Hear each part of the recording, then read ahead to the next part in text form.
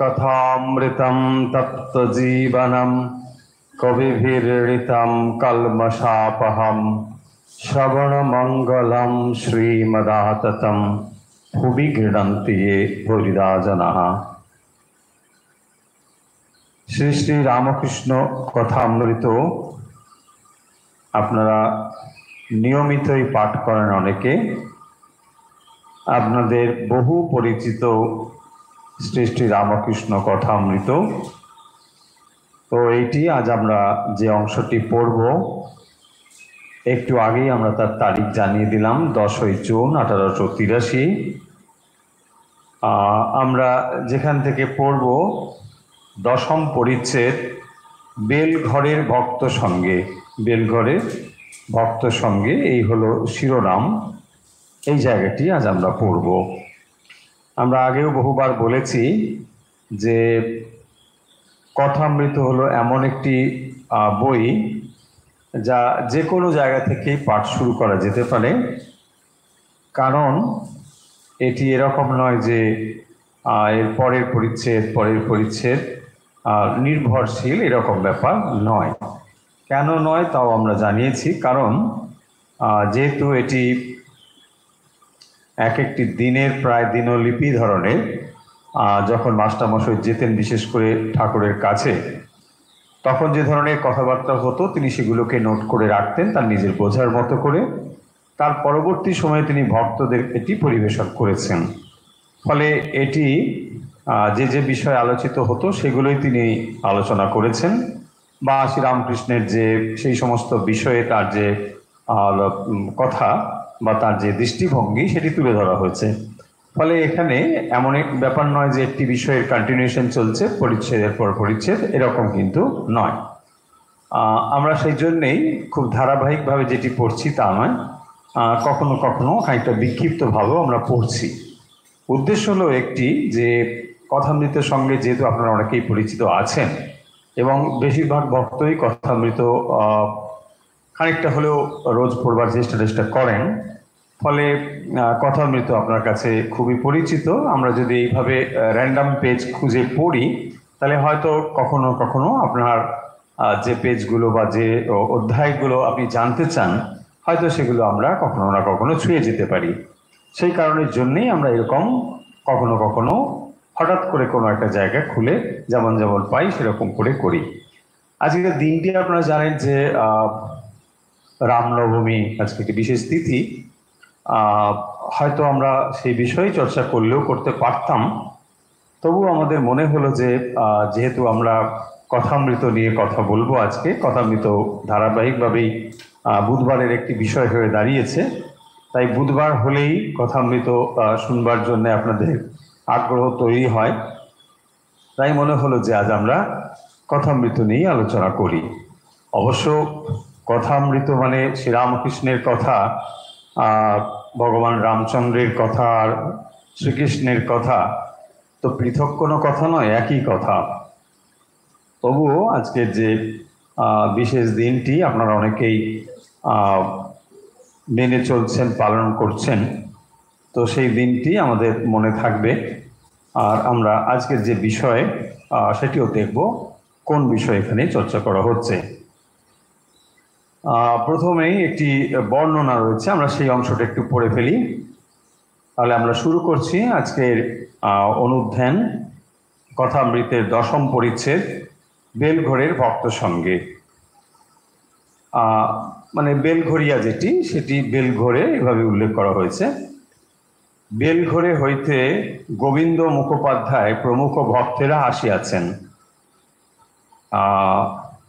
মানে গোবিন্দ গোপাল মুখোপাধ্যায় নয় আবার কিন্তু, হ্যাঁ, গোবিন্দ গোপাল মুখোপাধ্যায় একজন ছিলেন খুবই বিখ্যাত পণ্ডিত মানুষ, তিনি কিন্তু নন। প্রমুখ ভক্তেরা আসিয়াছেন। ঠাকুর যেদিন তাহার বাটিতে শুভাগমন করিয়াছিলেন, সেদিন গায়কের জাগো জাগো জননী এই গান শুনিয়া সমাধিস্থ হইয়াছিলেন। দেখুন, শ্রীরামকৃষ্ণের ভাব হচ্ছে যে যদি ঠিক ঠিক পরিবেশিত হয় সঙ্গীত এবং তার ভাবের সঙ্গে যদি সেই সঙ্গীতটি ঠিক ঠিকভাবে মিশে যায়, তাহলে তিনি সমাধিস্থ হয়ে পড়েন। জাগো জাগো জননী এই গান শুনিয়া সমাধিস্থ হইয়াছিলেন। গোবিন্দ সেই গায়কটিকেও আনিয়াছেন। ঠাকুর গায়ককে দেখিয়া আনন্দিত হইয়াছেন ও বলিতেছেন, তুমি কিছু গান করো। গায়ক গাইতেছেন, দোষ কারো নয় গো মা, আমি সখাত সলিলে ডুবে মরি শ্যামা। সুস্নারে সমন আমার জাত গিয়েছে, যদি বলিস ওরে সমন জাত গেল কিসে, কেলে সর্বনাশী আমায় সন্ন্যাসী করেছে। জাগো জাগো জননী মূলাধারে নিদ্রাগত, কতদিন গত হলো কুলকুণ্ডলিনী। স্বকার্য সাধনে চলো মা শিরমধ্যে, পরম শিব যথা সহস্র দল পদ্মে। করি ষড়চক্র ভেদ ঘুচাও মনের খেদ চৈতন্য রূপিণী। তো এখানে এই যে গান, সেই গানগুলি গায়ক যে তিনটি গানের উল্লেখ এখানে করা হয়েছে, দোষ কারো নয় গো মা, আমি সখাত সলিলে ডুবে মরি শ্যামা, খুবই বিখ্যাত, খুবই প্রচলিত একটি গান। আর ছুসনারে সমন আমার জাত গিয়েছে, যদি বলিস ওরে সমন জাত গেল কিসে, কেলে সর্বনাশী আমায় সন্ন্যাসী করেছে। তাই জাত গিয়েছে, কেলে সর্বনাশী আমায় সন্ন্যাসী করেছে, ছুসনারে আমায়। মূলাধারে নিদ্রাগত, কতদিন গত হলো কুলকুণ্ডলিনী। জাগো জাগো জননী, হে জননী মানে কুলকুণ্ডলিনী শক্তি জাগরণের কথা বলছেন। স্বকার্য সাধনে চলো মা শিরমধ্যে, পরম শিব যথা সহস্র দল পদ্মে। এগুলো যোগীদের ভাষা, সঙ্গীতে তাকে প্রকাশ করা হয়েছে, যেখানে পরম শিব সহস্র দলে অবস্থান করেন শিরমধ্যে। আর সেখানেই এই ষড়চক্র ভেদ করে মনকে ওই সহস্র দল পদ্মে স্থাপন করার কথা যোগশাস্ত্রে রয়েছে। সেই কথাগুলি এই গানের মধ্যে প্রকাশ করা হয়েছে। শ্রীরামকৃষ্ণ এই গানে ষড়চক্র ভেদের কথা আছে। ঈশ্বর বাহিরেও আছেন, অন্তরেও আছেন। তিনি ভেতরে থেকে মনের নানা অবস্থা করছেন। ষড়চক্র ভেদ হলে মায়ার রাজ্য ছাড়িয়ে জীবাত্মা পরমাত্মার সঙ্গে এক হয়ে যায়, এরই নাম ঈশ্বর দর্শন। তাহলে ঈশ্বর দর্শন এটি এক এক শাস্ত্রে এক এক রকম করে বলা হয়েছে। বিশেষ করে যোগের ক্ষেত্রে যেভাবে বলা হয়েছে সেটি এই সঙ্গীতে প্রকাশ পেয়েছে। তাকে বলা হয় ষড়চক্র ভেদ। 6টি চক্র রয়েছে, সেই চক্রটি ভেদ করে মন যখন সহস্রারে পৌঁছয়, তখনই পরম শিবের সঙ্গে জীব শিবের মিলন হয়। তাকেই বলা হয়েছে ঈশ্বর দর্শন। অর্থাৎ মন যখন এক একটি চক্র ভেদ করে ক্রমান্বয়ে ওপরের দিকে ওঠে, স্বাধিষ্ঠান, মণিপুর, এই যে চক্রগুলোর নাম আমরা জানি, মূলাধার থেকে শুরু করে পরপর পরপর এই চক্রগুলো সহস্রার পর্যন্ত রয়েছে, 6টি চক্র। এবং এই চক্রগুলো ভেদ করে ওঠা মানে মন ধীরে ধীরে উন্নত স্তরে পৌঁছবে। যখন মন মূলাধার চক্রে থাকে তখন শক্তির নিম্নতর শক্তিতে মন থাকে, অর্থাৎ মনের গতি তখন নিম্ন নিম্ন ক্ষেত্রে অধিক পরিমাণে থাকে। এই মন যখন ধীরে ধীরে ঊর্ধ্বমুখী হয় তখন শক্তির ঊর্ধ্ব দিকে বিকাশ ঘটে। সেগুলোই ষড়চক্র ভেদ বলে বলা হয়েছে। এবং এটা পরিণতি হবে কখন না, যখন সহস্রারে গিয়ে এটি মিলিত হবে। সহস্রারে সেখানে রয়েছে 1000 দল পদ্ম, সহস্র দল পদ্ম, সেখানে পরমশিব রয়েছেন। এই পরমশিব মানে যাকে আমরা চৈতন্য বলি, পরমাত্মা বলি, একই জিনিস, কিন্তু এটি যোগের ভাষা। তাই যোগীরা সেটি বলবেন যে জীব শিবর সঙ্গে পরম শিবের মিলন হচ্ছে, তাকে ঈশ্বর দর্শন বলে। শ্রীরামকৃষ্ণ তাহলে ওই গান যে শুনলেন, সেই গানটি আসলে যোগের ভাবটি প্রকাশিত করেছে, এবং সেই গান শুনেই তিনি বলছেন ঈশ্বর বাহিরেও আছেন, অন্তরেও আছেন। তাহলে ঈশ্বর বাইরেও আছেন, ভেতরেও আছেন, মানে যে অন্তর্যামী রূপে ঈশ্বরকে আমরা ভেতরে অনুভব করবার চেষ্টা করছি, তিনি কেবল ভেতরেই যে আছেন তা নয়, তিনি বাইরেও আছেন। তাহলে যিনি সর্বব্যাপী, অন্তরে এবং বাইরে সর্বত্রই আছেন, তাকে আমরা মনের অবস্থার পরিবর্তন যখন ধীরে ধীরে হয়, তখন আমরা কি করি না, মনের দ্বারা মানে নানা অবস্থান করছেন, তিনি ভেতরে থেকেই মনের নানা রকম পরিবর্তনগুলো করছেন। সেই অন্তরাত্মা ভেতরে আছেন, এবং তার ফলেই জীবের যে নানা রকম মনের অবস্থান পরিবর্তন এগুলো হচ্ছে। কখনো সেই মনই শক্তির নিম্ন নিম্ন স্তরে থাকে, আবার ক্রমান্বয়ে সেই মন যখন ঊর্ধ্বমুখী হয়, তখন শক্তির ওপরের দিকে তার বিকাশ ঘটে। সেই কথাই তিনি বলছেন। এরপর যে কথাটি বলছেন যে মায়া দ্বার ছেড়ে না দিলে ঈশ্বর দর্শন হয় না। মায়া দ্বার ছেড়ে না দিলে ঈশ্বর দর্শন হয় না। দেখুন, এই কথাটা আমরা অনেক সময় কথা মেয়েদের পাই, অন্যত্র পড়েছি আমরা। সেখানে বলছেন মায়া দ্বার ছেড়ে না দিলে ঈশ্বর দর্শন হয় না।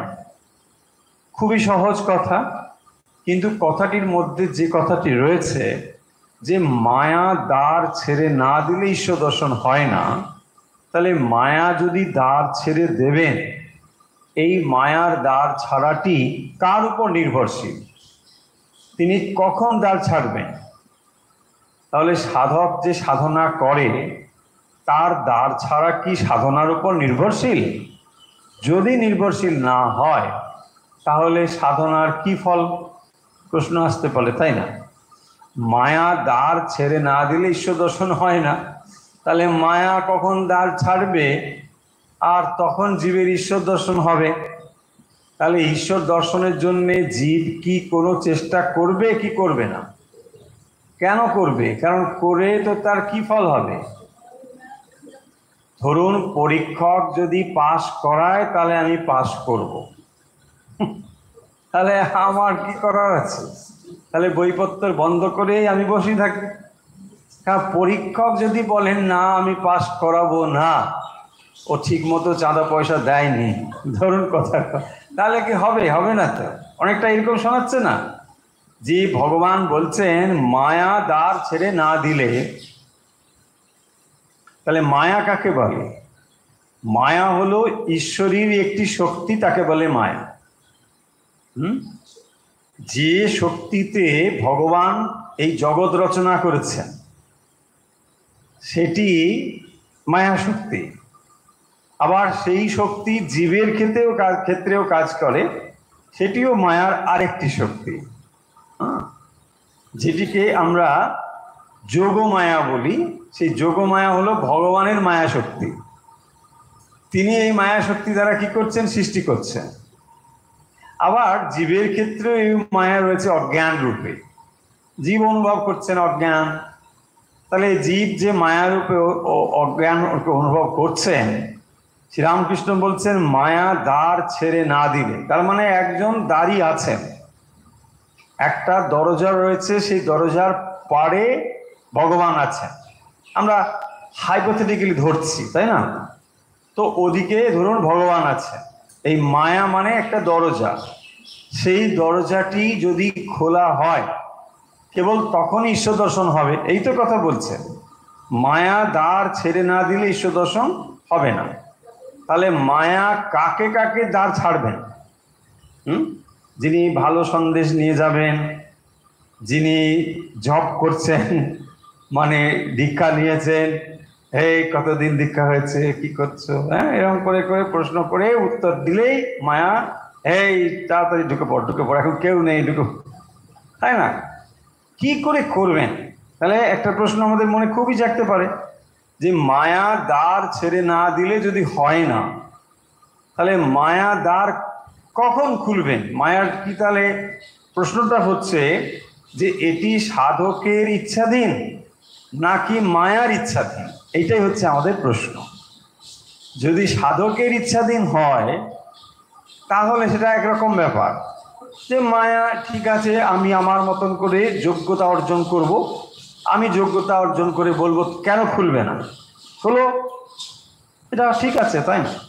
আপনি পড়াশুনো করেছেন, যোগ্যতা অর্জন করেছেন, এখন আপনি গিয়ে বলতে পারেন রে আমি যোগ্য, আমাকে কেন চাকরি দেবে না, বা কিছু একটা জায়গায় যেখানে যা দরকার, তাই না? হবে। কিন্তু এটা যদি আপনার উপর নির্ভরশীল নাই হয় তাহলে আপনার সাধনার কি প্রয়োজন আছে? এইটা প্রথম প্রশ্ন, তাই না? বলছি এটা তো কোনোদিন বলেননি, বলুন, তাহলে তো আপনার সাধনাটা থেকে একটু শান্তি পাই। হ্যাঁ, দেখুন, যদি মায়ার পথ না ছেড়ে দিলে আপনার হবে না, তাহলে আপনি কি করবেন? তার মানে এটা তো স্বতন্ত্র নয়, পরতন্ত্র। দেখুন শব্দগুলো একটু বুঝুন। স্বতন্ত্র মানে স্বাধীন, মানে আমি আমার মতন করে পাশ করে যাব।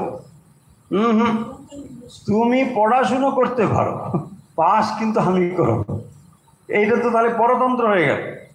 তাহলে জীবের ভগবান লাভ স্বতন্ত্র না পরতন্ত্র, এই হচ্ছে আমার এখন প্রশ্ন, তাই না? জীবের ভগবান লাভ স্বতন্ত্র না পরতন্ত্র? স্বতন্ত্র মানে নিজের উপর নির্ভরশীল, আর পরতন্ত্র মানে তার উপর নির্ভরশীল। হয়েছে জায়গাটা? এবার দেখো, তাহলে মায়া দ্বার ছেড়ে না দিলে ঈশ্বর দর্শন হয় না, তাহলে এই তো পরিষ্কার বোঝা যাচ্ছে পরতন্ত্র। যদি এটি পরতন্ত্র হয় তাহলে সাধক চেষ্টা করে কি করবে, এবং সে তাহলে জপ ধ্যান সাধন ভজন নাম যা যা করছে তার পরিণতি কি হবে? কারণ মায়া যদি রেগে থাকেন, ধরো আমার প্রতি রেগে আছেন, তো তিনি রেগে থাকলে আমাকে সহ্য করতে পারবেন না। আমি যতই জপ করি আর যতই সন্দেশ নিয়ে যাই, বলছি না হবে না, আমি তোমাকে পাস করাবই না, হ্যাঁ না? এটা হবে কি না? মায়া দ্বার ছেড়ে না দিলে ঈশ্বর দর্শন হয় না, তাহলে মায়া ওপরেই সব নির্ভরশীল, তাই না? তাহলে পুরো ব্যাপারটি মায়ার উপর নির্ভরশীল। আচ্ছা, এবারে কথাটাকে আর একটু তলিয়ে ভাবি। ধরুন এটা যদি পরতন্ত্র না হয়ে স্বতন্ত্র হতো, কি হতো? স্বতন্ত্র হতো। স্বতন্ত্র মানে নিজের উপর নির্ভরশীল। স্বতন্ত্র মানে আমরা বাংলায় স্বাধীন বলি না, স্বতন্ত্র, উনি স্বতন্ত্র, ইন্ডিপেন্ডেন্ট। হ্যাঁ, তো যদি এটা আমার স্বতন্ত্র হতো, আমি যদি নিজে করতে পারতাম, তাহলে একটা জিনিস হতো যে তাহলে ভগবান লাভ মানে কোনো ক্রিয়ার উপর নির্ভরশীল, মানে কোনো একটা কিছু করলাম তাহলে লাভ করলাম। দেখুন, ভগবান লাভ কখনো কোনো কর্মের ফলে হবে না। বুঝছি বাবা, কেন হবে না? কর্মের ফলে হবে না, হবেই না। কর্মের ফলে যদি ভগবান লাভ হয় তো তাহলে কর্ম হচ্ছে, যে কোনো কর্মই তার ফল সীমিত। সীমিত কর্মের দ্বারা অসীম ফল লাভ হতে পারে না। যে কর্ম সসীম কর্ম, সেই কর্মের ফল অসীম হতে পারে না। আবার যে কোনো কর্মের ফল একদিন না একদিন সমাপ্ত হবে। তাহলে ভগবান লাভের জন্য আপনি যে কর্ম করে ভগবানকে লাভ করছেন সেও তাহলে একদিন সমাপ্ত হয়ে যাবে, তাহলে সেটা ভগবান লাভ হতে পারে না। ফলে ভগবানকে কখনোই কোনো ক্রিয়ার দ্বারা লাভ করা সম্ভব নয়। আপনি যতই লক্ষ লক্ষ জপ করুন, যত গঙ্গা স্নান করুন, যত তীর্থ দর্শন করুন, ব্রাহ্মণ ভোজন করান, দান তপস্যা যা কিছু করুন, কোনো কিছুর ফল ঈশ্বর দর্শন হতে পারে না। এইটা আগে বললেই তো করতাম, এত কষ্ট করে তীর্থ দর্শন দীক্ষা কি না কি, তাই না? যে আগে কেন বললেন না, তাহলে তো মানে গোল ছুটেই যেত। আরে কত সময় নষ্ট হচ্ছে জানেন? অন্তত আধ ঘন্টা সকালে, আধ ঘন্টা বিকেল, দুপুরে টুপুরে তো আছে, তো কত সময় বেঁচে যেত। ব্যাপারটা লক্ষ্য করুন, খুব যুক্তি নির্ভর কথা আছে এখানে, যে তাহলে ভগবানকে কোনো ক্রিয়ার দ্বারা যদি প্রাপ্ত হওয়া যায়, তাহলে ভগবান হয়ে গেলেন কর্ম এর দ্বারা প্রাপ্ত ফল। তার মানে আমি একটা কিছু পে করছি টু গেট সামথিং। ভগবান কিন্তু এরকমই হয়ে যেতেন। দেখুন, আপনি বাজারে গিয়ে 10 টাকা দিয়ে কিছু একটা দ্রব্য কিনলেন, তাহলে 10 টাকা দিলেন, একটা দ্রব্য পেলেন, তার মানে আমি কিছু পে করছি, তো আমি কিছু পাচ্ছি। তাহলে ভগবানকে যদি এইরকম কিছু দিয়ে পাওয়া যেত, তাহলে এটা ব্যবসার মতন জিনিস হতো। ভগবানকে এইরকম করে পাওয়া যাবে না। তাহলে কিরকম করে পাওয়া যাবে? কিরকম করে পাওয়া যাবে? যদি মায়া পথ ছেড়ে দেয়। মায়া কখন পথ ছেড়ে দেবে? মায়ার পথ ছাড়াটা মায়ার উপর নির্ভরশীল। মানে ভগবান কখন পথ ছেড়ে দেবেন বা মহামায়া কখন পথ ছেড়ে দেবেন, আসলে ভগবানের পথ ছাড়া মানে মহামায়েরই পথ ছাড়া। তার মানে মহামায়া মাঝখানে রয়েছেন, তিনি যাকে আমরা প্রকৃতি বলি। তো তিনি যখন আমাকে যোগ্য বলে মনে করবেন, তখনই তিনি পথ ছাড়বেন, তার আগে পথ ছাড়বেন না। তাহলে তিনি কখন আমাকে যোগ্য বলে মনে করবেন? না, যখন আমি সাধনার দ্বারা বা কর্মের দ্বারা শুদ্ধ পবিত্র হব। তাহলে কর্ম আমাকে শুদ্ধ পবিত্র করে, কিন্তু ঈশ্বর দর্শনের যোগ্য আমি হয়েছি কিনা মাঝখানে মায়াই সেটি ঠিক করবে। মায়াই আমাকে ঈশ্বর দর্শন করাবেন। জীব সরাসরি যে আমি এত শুদ্ধ হয়ে গেছি, আমি এত কর্ম করেছি, না না না, মহামায়া সেটা ঠিক করবে। সেই জন্যে বলছেন, মায়া দ্বার না ছেড়ে দিলে ঈশ্বর দর্শন হবে না। এবারে প্রশ্ন হবে যে তা যদি হয়, তাহলে আমার কি কোনো চেষ্টার প্রয়োজন আছে কি নেই? জীবের কোনো চেষ্টার প্রয়োজন আছে কি নেই? কেন জীবের প্রয়োজন আছে চেষ্টার, আর কেন নেই? দুটো উত্তর আমরা খুঁজি। ধরুন একজন মানুষ, সে এটা তো জানলো যে আমার সমস্ত সাধনা তখনই সমাপ্ত হবে যখন মায়া পথ ছেড়ে দেবেন। মায়া যদি বলেন ঈশ্বর দর্শন হওয়ার জন্য আমি যোগ্য, তাহলে আমি ঈশ্বর দর্শন হবে। তা যদি হয়, তাহলে আমি চেষ্টা করব কি করব না?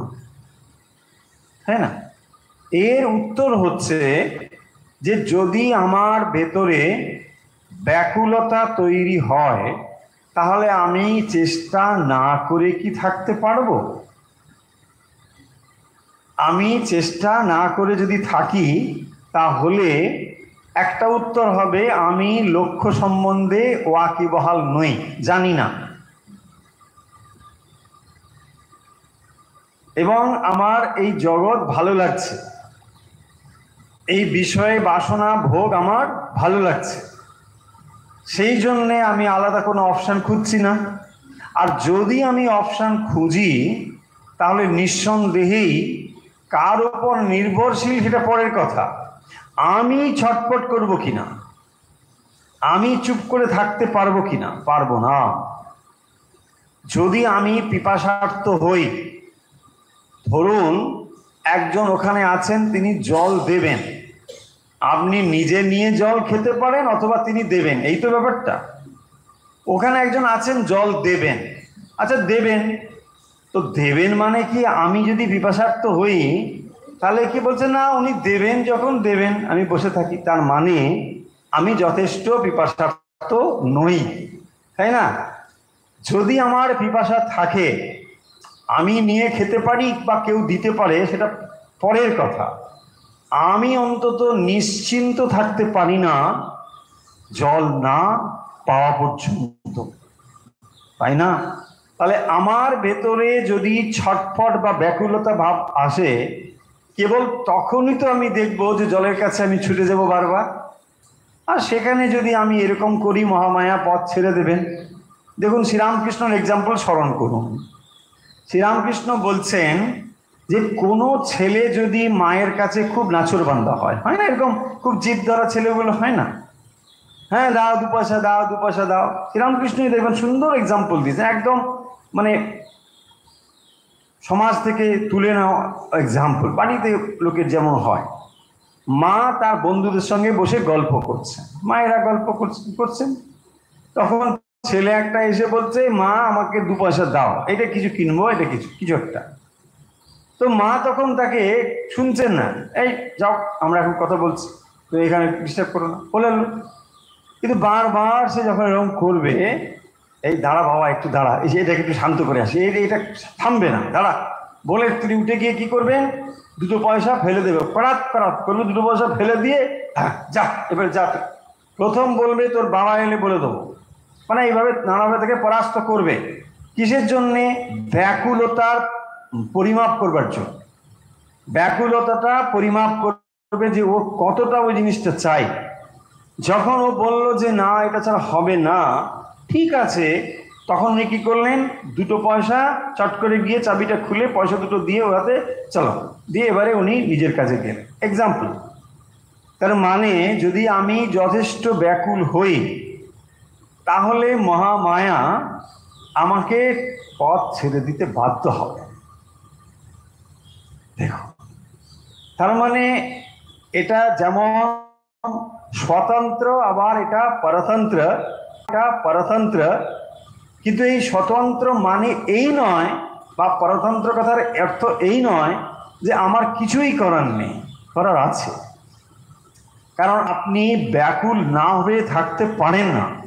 আর যদি ব্যাকুল না হন, তাহলে বুঝতে হবে হয় আমরা লক্ষ্য সম্বন্ধে স্থির সিদ্ধান্ত নেই, বা লক্ষ্যটা কি বুঝি না, আর না হলে জগতে বেশ ভালোই আছি। এই 2 পয়েন্ট যদি ঠিকঠাক না বুঝি, তাহলে ঈশ্বরের প্রতি ব্যাকুলতা আসবে না। সেই জন্যে ঈশ্বরের প্রতি ব্যাকুলতা আনবার জন্যে, বা কর্মের দ্বারা যে চিত্ত শুদ্ধি হয়, সেই জন্যেই কর্মগুলো করা দরকার। কোনো কর্মের দ্বারা সরাসরি ঈশ্বর লাভ হবে না, কিন্তু এটি আপনি না করে থাকতেও পারবেন না। তাহলে সাধকের আলটিমেটলি লক্ষ্য হলো এই, যে সাধনার দ্বারা যে তাকে পাওয়া যাবে না, এই অনুভূতি পর্যন্ত পৌঁছানোর জন্যই সাধনা দরকার। সাধনা তখনই শেষ হবে যখন সাধক বুঝবে যে সাধনার দ্বারা তাকে লাভ করা যাবে না। কখন? করে করে। দুটোর মধ্যে অনেক তফাৎ। ও সাধনা করে যখন হবে না, তাহলে এখনই ছেড়ে দিই, তা হবে না। তাই না? দেখুন, দুটোর মধ্যে অনেক তফাৎ। একজন যখন তার চেষ্টাকে সম্পূর্ণভাবে প্রয়োগ করেছেন, তখন তিনি বলছেন, ভাই রে হবে না, পারবো না। শ্রীরামকৃষ্ণের দিকে তাকান। শ্রীরামকৃষ্ণ তার সমস্ত চেষ্টা প্রয়োগ করেছেন, তারপরেও বলছেন, মা তোমার দেখা পেলাম না, একটা দিন চলে গেল। দক্ষিণেশ্বরে বলছেন, একটা দিন আবার সূর্য অস্ত যাচ্ছে, মা আজকের দিনটা চলে গেল, তোর দেখা তো পেলি না মা, দেখা দিলি না মা, এসব আছে না? দেখুন, তাহলে এই যে শ্রীরামকৃষ্ণের কথা, আর আমরাও দিনের শেষে হয়তো বলে চলে গেল, দিন চলে গেল, মানে এটা বলছি আর কি, মানে আবার তো কাল দিন হবেই, তাই না? কি সমস্যা আছে? তো এই রকম যে ব্যাকুলভাবে কথা বলছেন, তার মানে তিনি তাকে পূর্ণভাবে ব্যবহার করেছেন। পুরুষকারকে পূর্ণভাবে ব্যবহার করার পরে একজন বলছেন যে তাকে পেলাম না, আর একজন আয়েশ করে জীবন কাটিয়ে বলছেন না তাকে পেলাম না। মানে এটা হচ্ছে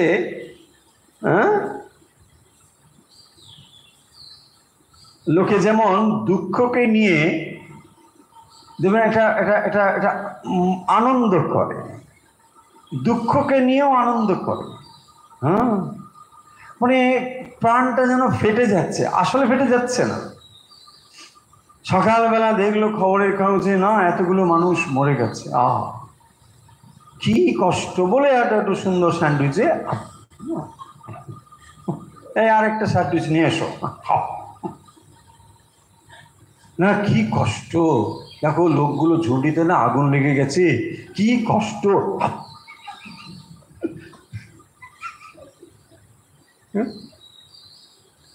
এগুলো হচ্ছে দুঃখ ব্যাসন। দুঃখকে নিয়ে এক ধরনের মানুষের এরকম একটা ভাব হয়। হ্যাঁ, না পেলাম না, তাকে পেলাম না। আরে পেলাম না মশাই, পাওয়ার জন্য কি করেছে, তাই না? এই কথাটার ভেতরে প্রচ্ছন্ন অহংকার আছে, মানে আমাকে দেখো আমি কত বড় ভক্ত, তা নয়। লোক দেখানোর প্রশ্ন নেই। কথা হচ্ছে যে সম্পূর্ণভাবে নিজের পুরুষকারকে ব্যবহার করার পরেও যখন আপনার মনে হয় যে আমি আমার চেষ্টায় কোনো দিন তার কাছে পৌঁছতে পারবো না, একেই বলে শরণাগতি। তাহলে যে কোনো সাধনার পরিণতি হচ্ছে শরণাগতিতে।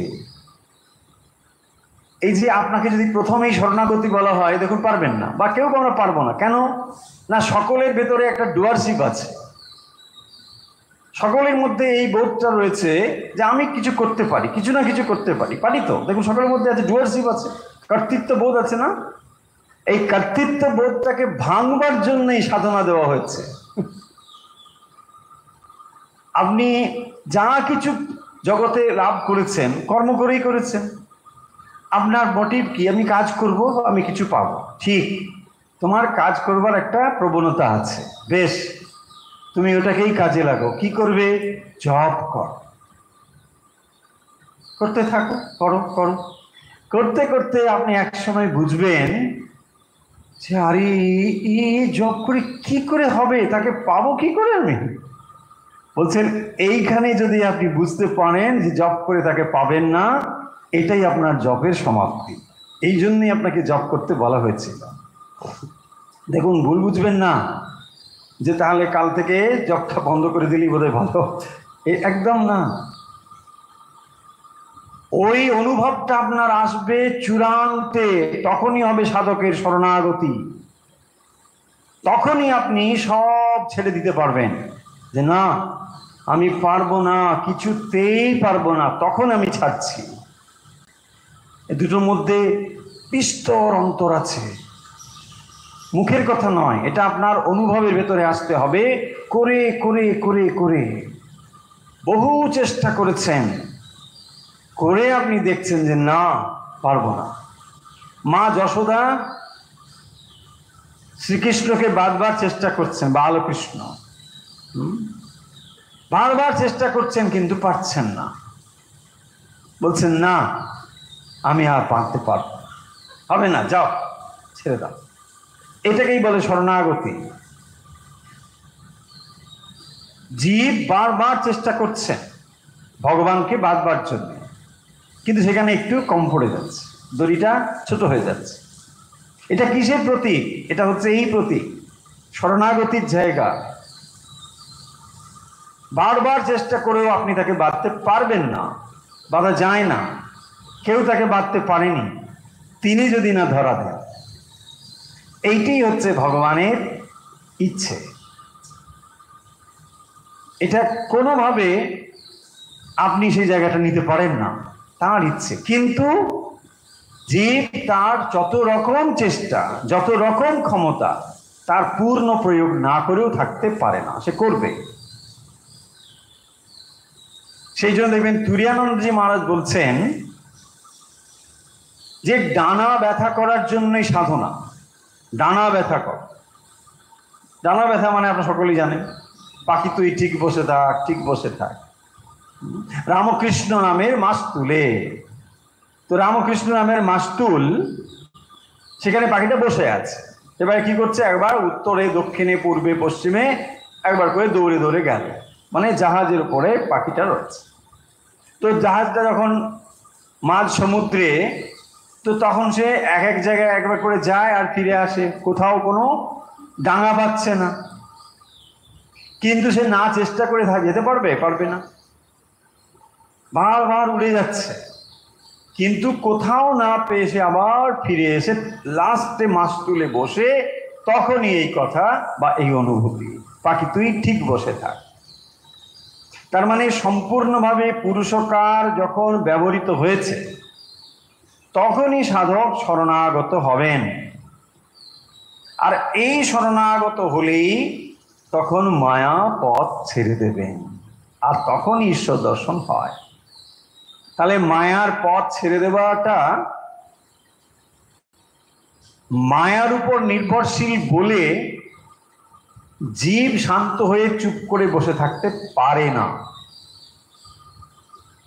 এই শরণাগতি ঠিকভাবে আনবার জন্যই তাকে সাধনা করতে হয়। যদি আপনার কোনো কিছুতে কর্তৃত্ববোধ না থাকে তাহলে জেনে রাখুন আপনার সাধনাও নেই। কিন্তু জীব অজ্ঞানবশত তার কর্তৃত্ব আছে, অজ্ঞান রয়েছে ভেতরে, না সেই জন্য কর্তৃত্ব আছে যে না না না আমি নিশ্চয়ই আমি সাধনার দ্বারা ভগবান লাভ করব। দেখবেন এই বোধ সকলের ভেতরে আছে, আমি চেষ্টা করলে নিশ্চয়ই পারবো, খাইতে তো পারবো। তাহলে এই যে চেষ্টা করবেন বলে বলছেন, কর্তৃত্ব থেকেই তো বলছেন। এই কর্তৃত্ব করতে হয়েছে দেখুন অজ্ঞান থেকে হয়েছে কিনা, এটা কি জ্ঞান থেকে হয়েছে? যদি আপনি তাত্ত্বিক দিক থেকে দেখেন জীব ও ঈশ্বরের কোনো তফাৎ নেই, তাহলে জীব আর ঈশ্বরের যদি তফাৎ নেই, সাধনা তাহলে কে করে বা কার সাধনা করে, তাই না? তার মানে যখনই আপনি সাধনা করছেন তখনই আপনি ধরে নিচ্ছেন আপনি আলাদা, ঈশ্বর আলাদা। জীব ও ঈশ্বরের মধ্যে যে ভেদটাকে আপনি মানছেন, অভেদটাকে মানছেন না, নাহলে আপনি সাধনা করেন কি করে? নিশ্চয়ই তাই। তাহলে অজ্ঞানবশত আপনি পৃথক তো রয়েছেন। যখন আপনি পৃথক থেকেই এই জগৎ ব্যবহার করছেন, তাহলে এখান থেকেই আপনি ডুয়ারশিপ থেকে সাধনা করুন। হ্যাঁ করুন, বলছে আপনি জপ করুন, হ্যাঁ করছেন, সাধনা করুন, পুজো করুন, তীর্থ দর্শন করুন, ভালো ভালো কাজ করুন। এই করতে করতে চিত্ত শুদ্ধ হলে তখন আপনার মনে হবে যে যতই আমি কাজ করি আর যতই আমি জপ করি, কোনো জপের দ্বারা আমি তার কাছে পৌঁছতে পারবো না। লক্ষ লক্ষ জপ করেও আমি তার কাছে পৌঁছতে পারবো না। কিন্তু তার মানে আপনি চেষ্টা করবেন না তা নয়, আপনার যতদূর চেষ্টা করবার নিশ্চয়ই আপনি তা করবেন। কিন্তু তারপরেও বলছেন মায়া পথ না ছেড়ে দিলে ঈশ্বর দর্শন হয় না। তা যদি না হতো তাহলে কি হতো, এটা খানিকটা কেনার মতো হয়ে যেত। ও 10 টাকা দিচ্ছে, আমি 15 টাকা দিচ্ছি, আমাকে কেন দেবেন না, তাই না? অকশন, আমি দাম বেশি দিলাম, আপনি আমাকে তো দিতে বাধ্য হবেন। আরে ও দুটো সন্দেশ দিয়েছে, আমি তো একবারে ভীমনাগের সরাসরি নিয়ে এসেছি, একদম গরম ছিল, আপনি ওকে কৃপা করছেন, আমাকে করবেন না বলে, তাই না? কেন করবেন না? তাহলে পার্সিয়ালিটি আছে নাকি? হ্যাঁ, ভগবান পার্সিয়ালিটি চলবে না। রাম, লক্ষ্মণ আর সীতা একসঙ্গে যাচ্ছেন। সকলের আগে রাম, মধ্যে সীতা, পশ্চাতে লক্ষ্মণ। যেমন সীতা মাঝে থাকাতে লক্ষ্মণ রামকে দেখতে পাচ্ছেন না, তেমনি মাঝে মায়া থাকাতে জীব ঈশ্বরকে দর্শন করতে পাচ্ছে না। তবে ঈশ্বরের কৃপা হলে মায়া দ্বার ছেড়ে দেন। যেমন দারোয়ানরা বলে বাবু হুকুম করে দিন, ওকে দ্বার ছেড়ে দিচ্ছি। তাহলে প্রথম যে এক্সাম্পল দিচ্ছেন রাম, লক্ষ্মণ আর সীতা। সীতা দেবী কোথায় আছেন?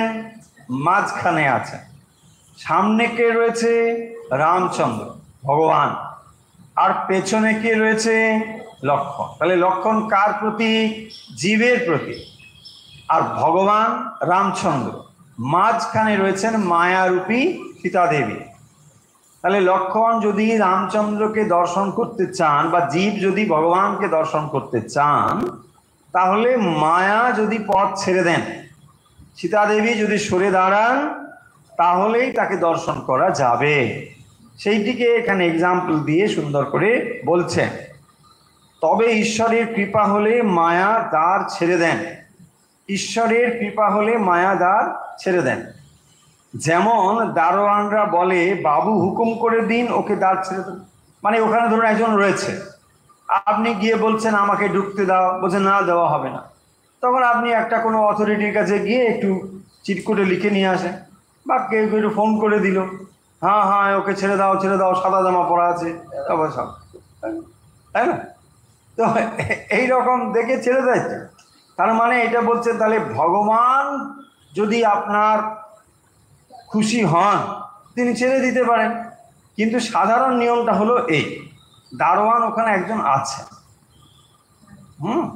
তিনি ইচ্ছে করলে ছাড়বেন, কিন্তু তিনি তার ইচ্ছেটা হয়তো ওই রকম যদি আপনি একটু পারমিশন করে আনেন যেটা হয়ে যাবে। তার মানে তাহলে কি হলো, দুটো জিনিস, একটা হলো দৈব আর একটা হলো পুরুষকার। তাহলে পুরুষকারকে পূর্ণভাবে ব্যবহার করলে দৈব ঘটে থাকে, সম্পূর্ণ জিনিসটি দৈব নির্ভর নয়, আবার সম্পূর্ণ জিনিসটি পুরুষকার নির্ভরও নয়। এই দুটোই একভাবে থেকে তবেই কাজটা হয়। তাহলে ঈশ্বর দর্শনের জন্য এটা দরকার, পুরুষকার এবং দৈব দুটোই দরকার। তাহলে পুরুষকার যখন শেষ হয় তাকে বলে শরণাগতি, যেখানে পূর্ণভাবে পুরুষকারটি সমাপ্ত হয়, কর্তৃত্ববোধ শেষ হয়। আর কর্তৃত্ববোধ শেষ না হলে কখনো শরণাগতি হবে না। মুখে আমরা শরণাগতি বলতে পারি, কিন্তু যত সময় পর্যন্ত কর্তৃত্ব রয়েছে তত সময় পূর্ণ সারেন্ডার হয় না। শরণাগতি মানে তো সারেন্ডার, সারেন্ডার মানে দুটো জিনিসের শেষ হবে, তাই না? মানে আমার পুরুষকার সম্পূর্ণভাবে সমাপ্ত হবে, আমি আর কোনো চেষ্টাই করব না, তখন নিতে হবে। আর যত সময় পর্যন্ত কর্তৃত্ব রোধ রয়েছে তত সময় আপনি না চেষ্টা করে থাকতে পারবেন না, তাই না? তত সময় আপনি প্রতিকারের চেষ্টা করবেন। ধরুন কেউ একজন কিছু একটা করতে আসছে, আপনি কি করবেন? প্রতিরোধ করবেন না। ও বলছে মারবে বা কিছু ধরবে, ছুটে পালাবে। কেন পালাবে? না, আমাকে যত সময় বুদ্ধি আছে আমি প্রতিরোধ করব, ঠিক। কিন্তু তখন আপনি করবেন না যখন আপনি পূর্ণ শরণাগত হয়েছেন, বলছেন না আমি আর কিচ্ছু করব না, আমার কোনো চেষ্টা আমি আর কাজে লাগাবো না, ভগবানের ইচ্ছাই একমাত্র ইচ্ছা। এই হচ্ছে পূর্ণ শরণাগতি। এবং যখন ওই অবস্থা হয় তখন ভগবান দ্বার ছেড়ে দেন। বেদান্ত মত আর পুরাণ মত, এবার দেখুন দুটো মতের কথা এখানে উল্লেখ করছে। এমনি তাহলে এই জিনিসটা আমরা বুঝে গেলাম কিভাবে কি হয়। বেদান্ত মত আর পুরাণ মত, তাহলে বেদান্ত আর পুরাণ এ দুটো আলাদা জিনিস।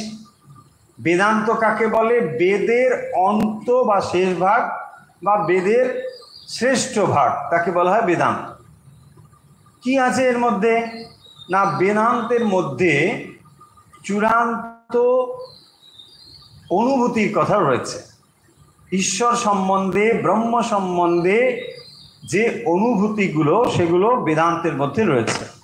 আচ্ছা, পুরাণের মধ্যে তাহলে কি আছে? না, পুরাণে মূলত যে কথাগুলো রয়েছে তাকে একটু নামিয়ে বলা হয়েছে। কেন নামিয়ে বলা হয়েছে? দেখো, যখন আমরা কোনো একটি অনুভূতিকে অদ্বৈত ভূমিতে বলি তখন সেটি সকলের ক্ষেত্রে গ্রহণীয় নাও হতে পারে। এই হাই হাই ফিলোসফি আমরা সকলে মানতে নাও পারি, কারণ আমরা যখন দ্বৈত ভূমিতে রয়েছি এখানে সবই তো দুটো দুটো দেখতে পাচ্ছি। দুটো দুটো মানে আমি এক আর আমার সাপেক্ষে আর এক, তাহলে আমি আর তুমি, তুমি মানে এই জগৎ, তাহলে আমি আর আমি একটা বস্তু দেখছি, তার মানে দুটো জিনিস আর জিনিস দেখতে পাচ্ছি। এইটাকে বলা হয়েছে ডুয়ালিটি, দ্বৈত ভাব।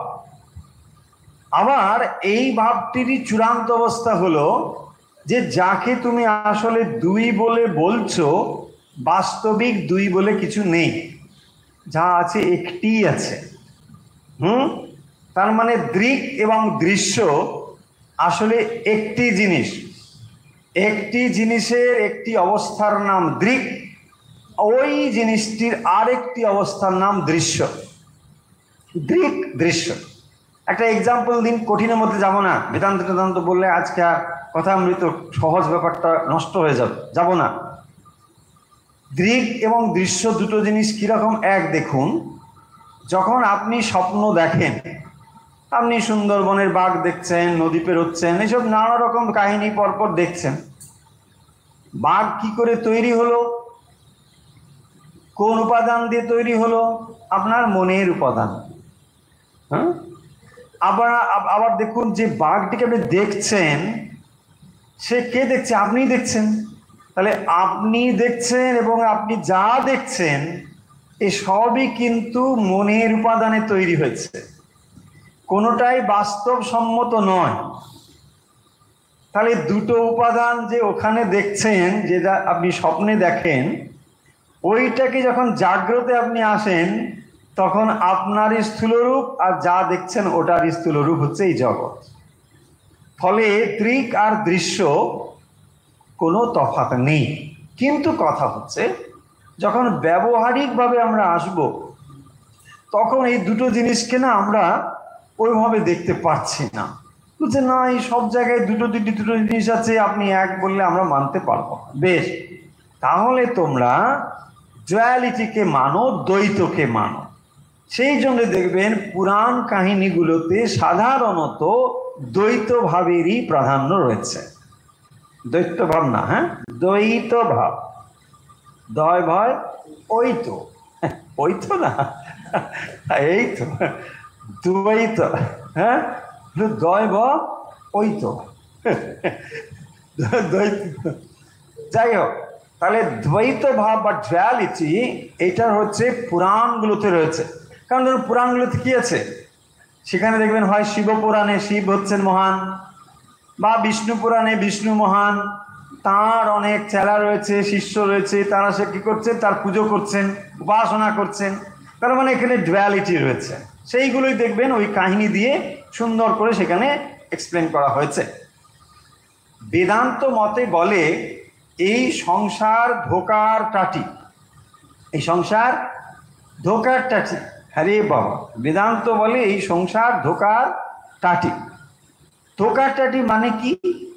ধোকার টাটি মানে এই সংসারটা আসলে ফলস, এখানে কিছুই নেই। হ্যাঁ, আর উল্টো দিকে কি বলা হবে না, জগৎ সব ভুল স্বপ্নবৎ, ধোকার টাটি। দেখুন শ্রীরামকৃষ্ণ কি বলছেন না, এই সংসার ধোকার টাটি, অর্থাৎ জগৎ সব ভুল স্বপ্নবৎ।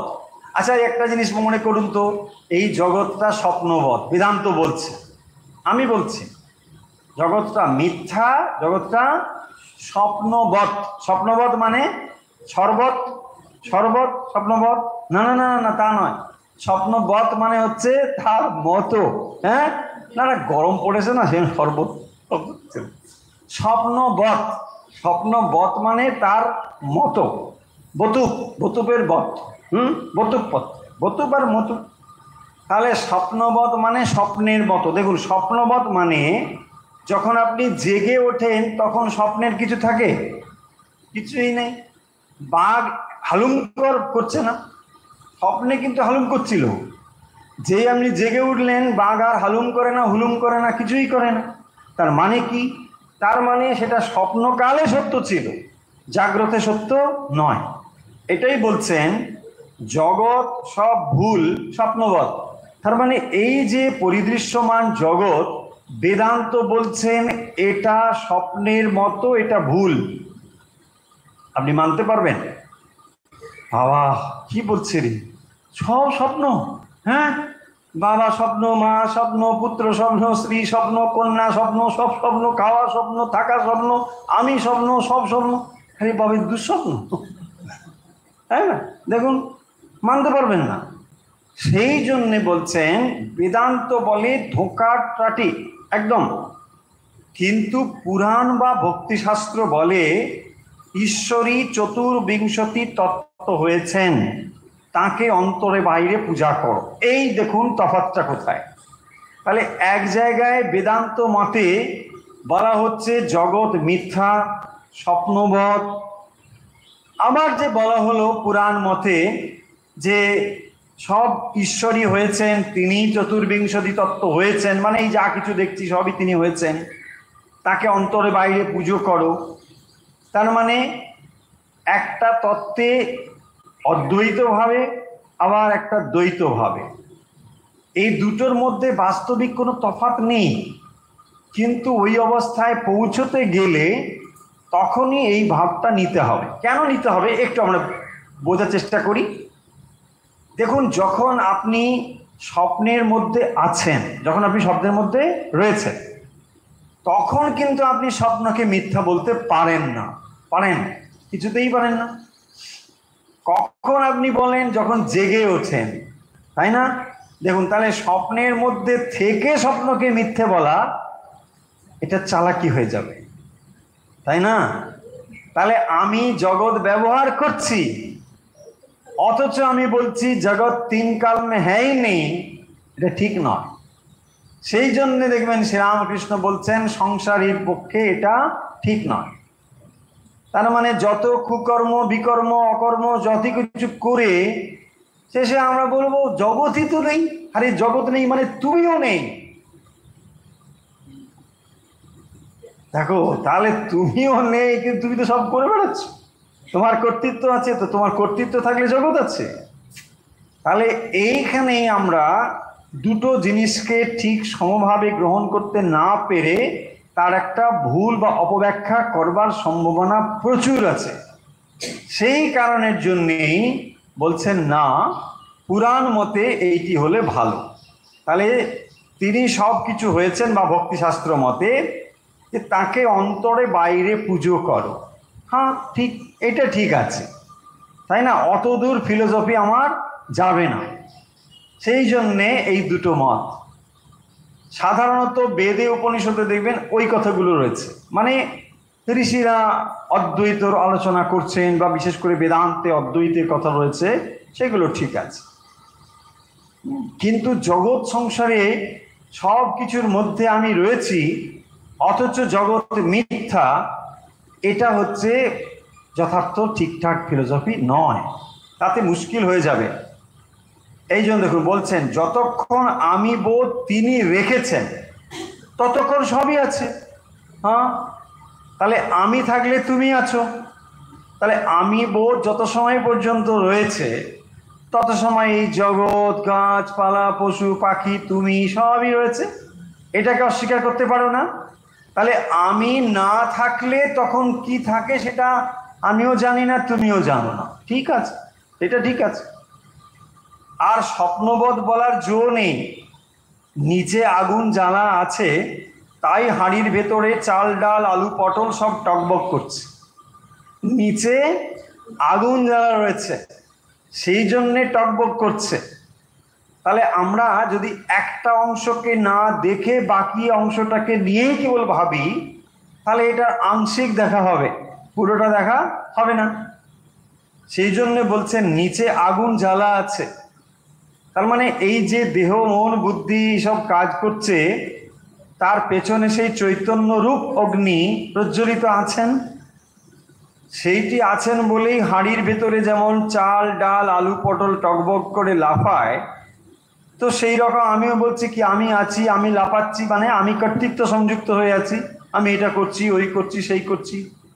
তাহলে বাস্তবিক এই যে আমি করছি বলে বলছি, এখানে চৈতন্য ছাড়া আর কে কি করতে পারে? চৈতন্য সংযুক্ত হয়ে আছে, কিন্তু এই বোধটা নেই বলে তখন আমি করছি। ওই বোধটা সংযুক্ত হলে তখন আপনার আর ক্রিয়া বলে কিছু থাকবে না।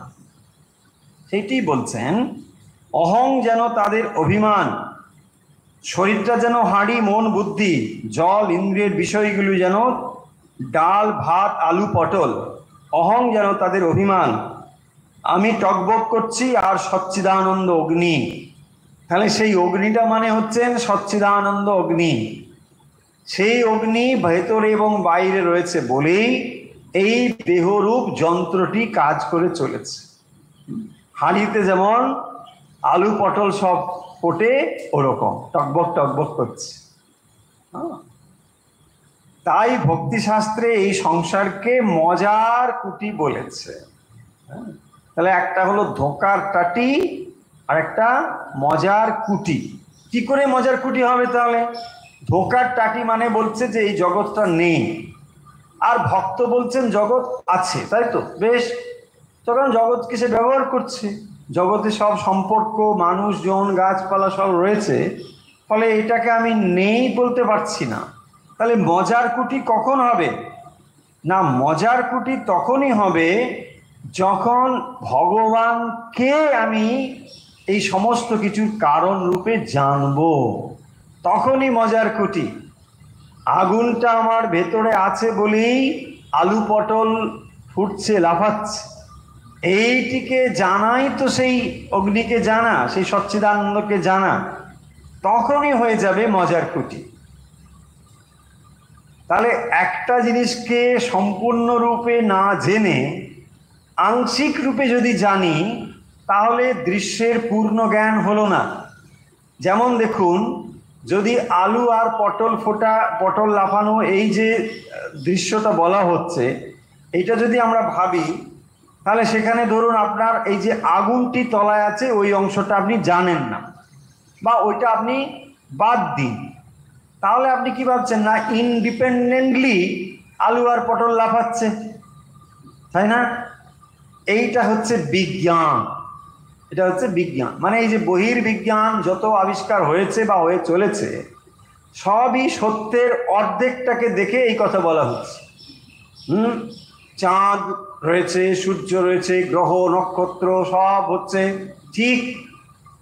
এটা হলো ওই আলু পটল রূপ যে জগৎটা মানে হাড়িতে ফুটছে, ওইটা দেখা। কিন্তু এর পেছনে আগুন যে রয়েছে, এইটি হচ্ছে আধ্যাত্মিক দৃষ্টি। বিজ্ঞানে আর আধ্যাত্মিকতার তফাৎটা লক্ষ্য করুন। বিজ্ঞান কেবলমাত্র ওই জড়জগতের দৃষ্টি দিয়ে লাফানো পর্যন্ত দেখছে। বলছেন এটা কি সত্য না? হ্যাঁ সত্যই, লাফাচ্ছে তো, কিন্তু কেন লাফাচ্ছে সেটা আমরা উত্তর দিতে পারবো না, কিন্তু লাফাচ্ছে। দেখুন, বিজ্ঞান ওই পর্যন্তই বলবে, ওটা নিয়ে অনেক গবেষণা, অনেক চর্চা, অনেক কিছু হচ্ছে, ডেফিনেটলি হচ্ছে, তাকে কাজে লাগানো হচ্ছে। হ্যাঁ, আমরা বলেছিলাম বিজ্ঞান এবং টেকনোলজির মধ্যে যে তফাৎটা, সায়েন্স আর টেকনোলজি। আমরা যাকে আজকে যে বিজ্ঞানের অগ্রগতি দেখি, সেটা বেশিরভাগই কিন্তু টেকনোলজি। আপনার আমার জীবনকে সুখময় করে তুলেছে টেকনোলজি, কিন্তু বিজ্ঞান যে তাত্ত্বিক যে দিকটা, সেটা অনেক গভীরে। কিন্তু তাহলেও সত্যের খানিকটা সেখানে প্রকাশিত হয়েছে, পূর্ণ নয়। যদি ওই জানতে পারে যে অগ্নি এখানে আছে, তখনই দেখবেন পুরো সত্যটা সেখানে প্রকাশিত হবে। শ্রীরামকৃষ্ণ বলছেন, এই সংসার ধোকার টাটি। রামপ্রসাদ গানে বলেছেন, এই সংসার মজার কুটি, কালীর ভক্ত জীবন মুক্ত নিত্যানন্দময়। কালীর ভক্ত জীবন মুক্ত, নিত্যানন্দময়, নিত্য আনন্দময়। কেন না? ওই জানে মজার কুটি, ব্যাস। মানে এই জগতের জগৎ কারণ পরমেশ্বর রয়েছেন, বাস তিনি আছেন বলেই জগৎ চলছে। এইটাই যদি তিনি জানতে পারেন, সেই সত্য যদি তিনি উপলব্ধি করেন, তখন আর মায়া তার কাছে কিছুই করতে পারে না। ভক্ত দেখে যিনি ঈশ্বর তিনি মায়া হয়েছেন, তিনি জীবজগৎ হয়েছেন। ঈশ্বর মায়া জীবজগৎ এক দেখে। কোনো কোনো ভক্ত সমস্ত রামময় দেখে, সবকিছু রামময় দেখছে, রামই সব হয়েছেন। শ্রীরামকৃষ্ণ দেখছেন সব রামময়, তাই না? রামলালাকে নিয়ে গিয়েছেন দক্ষিণেশ্বরে, সাঁতার কাটছে গঙ্গায় রামলালা, কি অদ্ভুত দেখুন। ঠাকুরের সঙ্গে রামলালা এইরকম সব সুন্দর লীলা প্রসঙ্গে রয়েছে বর্ণনা। তিনি তখন মা যশোদার ভাবে আছেন যে আরে আমি কি দিয়েছি একে, হ্যাঁ ক্ষীরনি দিয়েছে এই বুকে, আর আমি এইসব টুস টুস রয়েছে এইসব খইগুলো দিয়েছি, আহা জিভ কেটে গেছে, এসব আছে না? তার মানে তিনি তখন আর তাকে সামান্য পাথর বা অন্য কিছু দেখছেন না, সেটাকে তিনি রামময় দেখছেন। ভক্ত এইভাবেই দেখে, রামই সব হয়েছেন। কেউ রাধা কৃষ্ণময় দেখে, কৃষ্ণই চতুর্বিংশতি তত্ত্ব হয়েছেন। সবুজ চশমা পড়লে যেমন সব সবুজ দেখে। তাহলে এখানে কথা শেষ করব, সময় শেষ। কথা হলো এই যে বেদান্তর দিক থেকে এই জগৎকে না বললেও, মানে জগৎ নেই, স্বপ্নবৎ, ভক্ত দেখে যে এখানে সেই ভগবানেরই সর্বত্র প্রকাশ। জগৎ কারণ ঈশ্বর রয়েছেন এইটি জেনে জগৎ ভক্তের কাছে মজার খুঁটি। ভক্ত এই জগৎ থেকে সে আনন্দ বা মজা গ্রহণ করতে পারে। আর বেদান্ত মতে এই জগৎ বলে কিছু নেই। আর সিদ্ধান্ত হলো মায়া দ্বার ছেড়ে না দিলে ঈশ্বর দর্শন হয় না। তাহলে মায়া পথ ছেড়ে দেওয়ার জন্যে সাধক এরও কিছু করবার আছে। সাধক কিছু না করে থাকতে পারে না। আর যখনই তার চেষ্টা সমাপ্তি হয় তখনই তার পূর্ণ শরণাগতি হয়। ঠিক ঠিক শরণাগতি তখনই হবে যখন তার সমস্ত চেষ্টা সেখানে ব্যর্থ হবে বা ছেড়ে দেবে।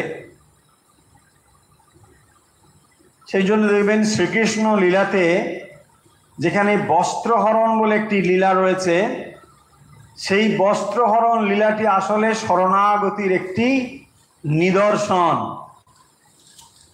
ভক্ত যত সময় পর্যন্ত লজ্জা, ঘৃণা, ভয় এসবগুলিকে আকর্ষণ বা এগুলিকে অবলম্বন করে থাকে, তত সময় পর্যন্ত পূর্ণ ভগবানের শরণাগত হতে পারে না। তাই ওই লীলার ভেতর দিয়ে ভগবান ওইটি দেখাচ্ছেন।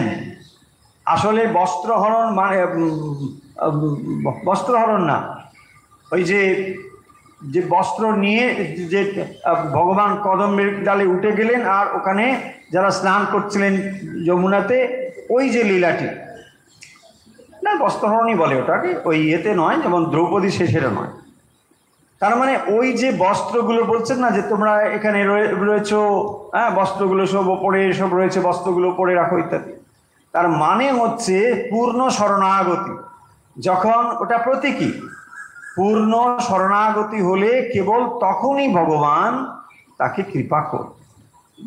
তাহলে যত সময় পর্যন্ত জীব পূর্ণ শরণাগত না হতে পারছে তত সময়ে ভগবানের আশীর্বাদ আসবে না। আর ওইটিকেই বলা হয়েছে মায়া পথ ছেড়ে না দিলে তার দর্শন হয়। তাহলে আজকের কথা আমরা এখানে শেষ করছি।